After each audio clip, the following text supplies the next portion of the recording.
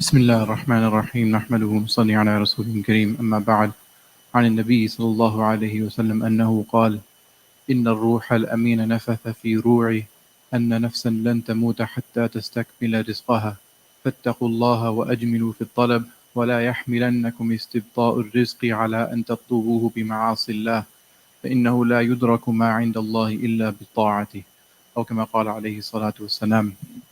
Is narrated from the Prophet ﷺ that he said, more or less to the meaning, that the Ar-Ruhul Amin, the entrusted spirit, referring to Jibreel ﷺ, has inspired me with the following words or the following idea, that there is not a single nafs, there is not a single soul that will die until it has fully received its entire rizq. Our rizq has been written before we were born. First and foremost, when we were in the wombs of our mother, we know that the Prophet ﷺ told us that the angel writes down our rizq at that time, but even before that, it was written in Al-Lawh al-Mahfuz.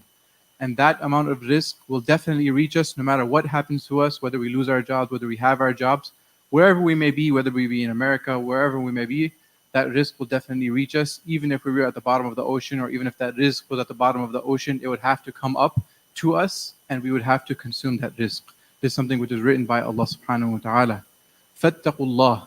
So the Prophet ﷺ tells us that you should fear Allah subhanahu wa ta'ala, meaning that we should fully have trust in Allah subhanahu wa ta'ala in His promise that He will give us whatever has been written for us.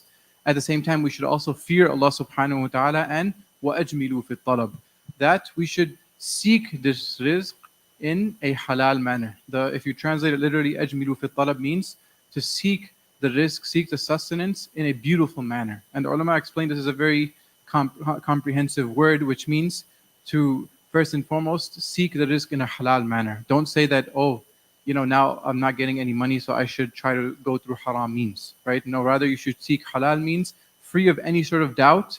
And also the ulama explained that not to have so much greed, meaning that a person is working 7 days a week, and on top of that, to working so many 12, 13, 14 hours a week, to the point where they have no time to give to Allah subhanahu wa ta'ala, no time for their salah, no time for their deen, no time for the masjid, and no time for their families, no time to spend with their children. This is something which goes against this hadith in which the Prophet ﷺ tells us to seek in a beautiful manner, in a balanced manner.